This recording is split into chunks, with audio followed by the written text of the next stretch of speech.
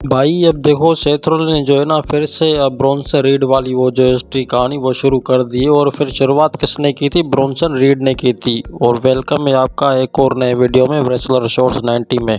Monday night draw में जो भी भाई इन्होंने पखेड़ा खड़ा कर दिया था, तो मुझे लगता है कि उसमें बहुत सारे रेसलर जो थे इन्वॉल्व थे। एक का नाम था डेनियन ब्रीस भी नाम था और शेमस भी था, और जिसको लंकारा था ना वो भाई ब्रॉन्सन रीड था। तो मुझे लगता है कि शायद ये जो आज जो अगला जो मंडे नाइट ड्रॉ आएगा ना, तो मुझे लगता है कि ब्रॉन्सन रीड के खिलाफ जो है एक मैच फिक्स कर दिया जाएगा मंडे नाइट ड्रॉ में। और अगर बात करते हैं कि ब्रॉन्सन रीड को पहले किसने पंच मारा था, तो वो डेनियन ब्रीस था, जो अब गुंथर के टाइटल के अगेंस्ट के जो खड़ा हुआ था ना, वही बंदा डेनियन ब्रीस था। तो मुझे लगता है कि शायद गुंथर के साथ जो है ना इसकी अब बहुत ही सारी खूब हिस्ट्री बनेगी, मगर उससे पहले जो है ब्रॉन्सन रीड के साथ उसकी जो है मैच फिक्स हो जाएगी मंडे नाइट ड्रॉ के ऊपर। और अगर बात करते हैं सेथ रोलिन की, तो भाई मुझे तो लगता है कि अब तो जो रेसलमेनिया 41 आने वाला है ना, उसके पहले जो है मुझे लगता है कि शायद सेथ रोलिन जो है चैंपियनशिप में ना वो अगेंस्ट कर पाए, यानी कि उसके खिलाफ कोई भी ऐसा मैच ना लड़ पाए मुझे लगता है। क्योंकि अभी तक जो हिस्ट्री की चल रही है ना सेथ रोलिन की, तो वो ब्रॉन्सन रीड से चल रही है। और वो बंदा ब्रॉन्सन रीड है जिसने लंकारा था ब्रॉन स्ट्रोमन को। भाई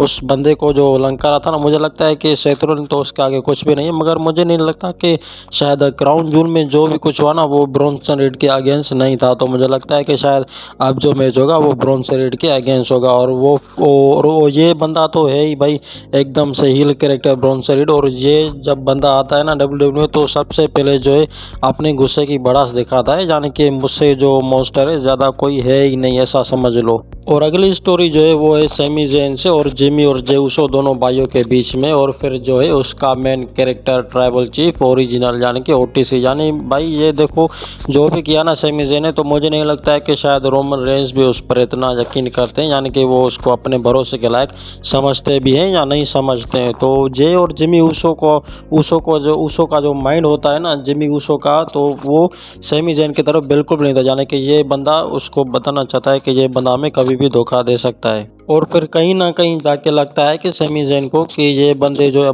मुझ पर जो है बिलीव करने वाले बिल्कुल है नहीं। मगर भाई जे उसो क्या कहते हैं कि अब ये तो बड़े अल्फाज हो गए हैं कि जो नाम लिया ना आज जो मंडे नाइट रॉ में ईट से भी बढ़कर लिया था, वो सैमी ज़ेन का नाम लिया था, यानी कि उसो के टीम में मने यानी कि ज्वाइन करने के लिए। तो मुझे नहीं लगता भाई कि अब ये इसका सही डिसीजन भी है या नहीं। अब जब रोमन रेंस इसके बारे में बात करेंगे स्मैकडाउन के ऊपर, तो क्या रिएक्शन होगा रोमन रेंस का और जे उसो का। अब मुझे ऐसा नहीं लगता कि शायद रोमन रेंस कुछ ऐसा करें सैमी ज़ेन के अगेंस्ट जो जे उसो को भी वहाँ से जाना पड़े, ऐसा तो हो नहीं सकता। क्योंकि अभी तक तो ये भाई आपस में जुड़े हैं। और भाई कहो कुछ भी है, सैमी ज़ेन जो बंदा है ना वो एकदम मुझे लगता है कि कुछ ऐसा मूवमेंट हो जाता है या एक्सीडेंट भी हो जाता है किसी बंदे से।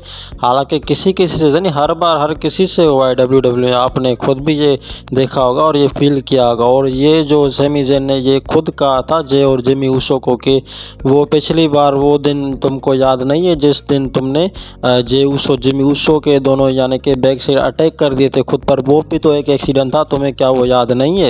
और ये बात सैमी ज़ेन किस बंदे को कह रहे थे? वो कह रहे थे जिमी उसो को। क्या तुम्हें वो एक्सीडेंट याद है या नहीं है, या तुम्हें मैं याद दिलाऊं? तो मुझे लगता है कि शायद इस स्मैकडाउन के शो पर जो सैमी ज़ेन आएगा तो एकदम से मामला जो है वो क्लियर हो जाएंगे, ऐसा लगता है। और अब बात करते हैं दोस्तों डेनियन ब्रीस के बारे में और गुंथर के बारे में। अब देखो भाई ऐसा नहीं है कि एक मैच जो मिल चुका है हमें या मिल सकता है, तो हो सकता है कि आगे चांस हो सकते हैं किसी के बढ़ने के, मगर ऐसा बिल्कुल भी नहीं है। क्योंकि गुंथर जो है एक ऐसा हील कैरेक्टर है WWE में जो कभी भी हार एक्सेप्ट नहीं करता है। और वो ये बात उसने कोडी रोज से पहले ही साबित कर दी थी, जो कोडी रोज पर अटैक करे थे। हालांकि वो हार तो गए थे मगर उस तरह से नहीं आ रहे थे जिस तरह से जो लगता है ना बंदे को, वो जो 1 2 3 साइड का पुशअप होता है ना, जो एकदम से यानी कि पंच करके जो वो मूवमेंट दिखाया जाता है ना, वो गुंथर के साथ अभी हुआ ही नहीं है, ऐसा समझ लो WWE में।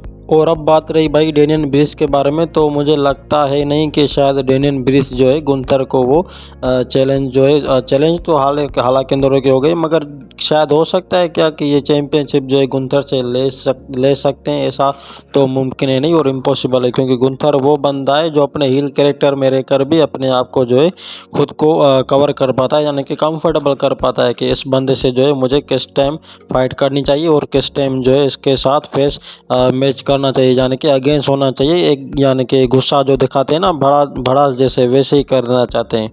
अब हालांकि गुंथर जो है कोडी रोड से तो क्राउन ज्वेल मैच हार गया है। अब मगर ऐसा इम्पॉसिबल है कि शायद गुंथर जो है, जो उसकी नेक्स्ट जो चैंपियनशिप के अगेंस्ट जो भी बंदा ये डेनियल ब्रिज खड़ा है, तो वो भी ज़रूरी नहीं है कि वो हार जाए, ऐसा नहीं हो सकता है। क्योंकि अभी तक जिस एंगल से करियर चल रहा है ना गुंथर का, तो मुझे वो लगता है कि शायद WWE गुंथर को ही सपोर्ट करेगी, ना कि डेनियल ब्रिज को सपोर्ट करेगी। और डेनियल ब्रिज के खिलाफ हमें शायद एक और मैच हमें देखने को मिले मंडे नाइट रॉ के किसी भी शो के ऊपर, तो वो हो सकता है डेनियल ब्रिज और फिर जो जजमेंट डे के जाने के किसी भी वो बंदे से वो मैच हो सकता है। और वो मंडे नाइट रॉ के शो में किसी भी हमें मूवमेंट पर वो मैच हमें दिखाया जाएगा डेनियल ब्रिज का।